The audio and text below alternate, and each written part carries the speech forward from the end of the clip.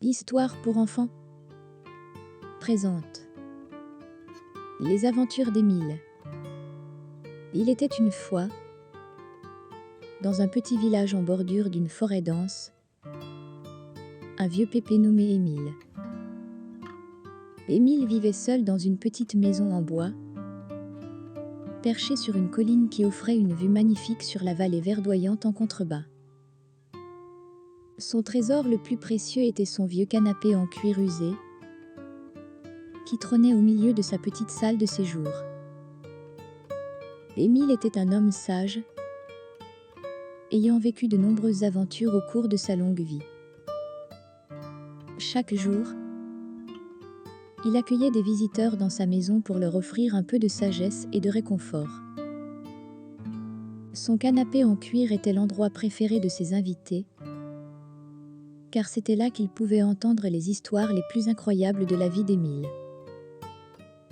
Un jour, un jeune garçon du village nommé Lucas rendit visite à Émile.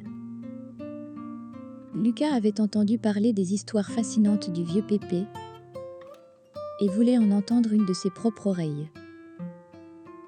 Émile, assis sur son canapé, accueillit chaleureusement Lucas et lui offrit une tasse de thé.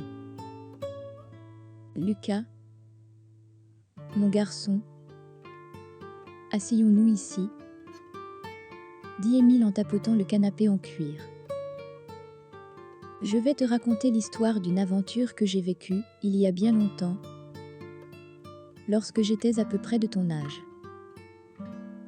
Lucas s'assit, les yeux brillants d'anticipation, et Émile commença son récit. Il y a de cela de nombreuses années, je suis parti à l'aventure dans la forêt qui borde notre village. J'ai marché pendant des jours, explorant des contrées inconnues, traversant des rivières tumultueuses et escaladant des montagnes abruptes. La forêt était pleine de mystères et de dangers, mais elle était aussi remplie de merveilles que personne n'avait jamais vues.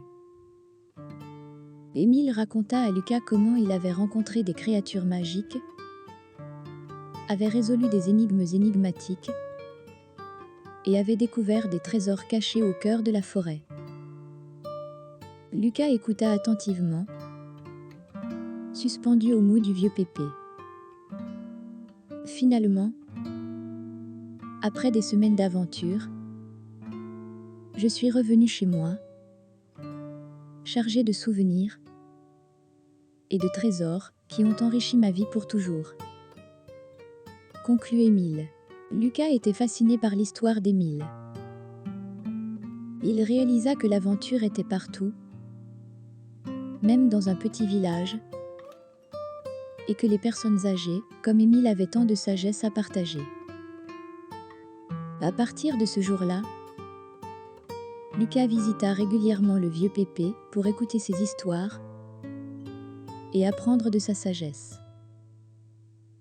Le canapé en cuir usé d'Émile devint le siège de nombreuses aventures partagées entre le jeune et le vieux, rappelant à tous que l'âge n'était qu'un chiffre et que la magie de la vie était toujours présente, même dans les endroits les plus simples.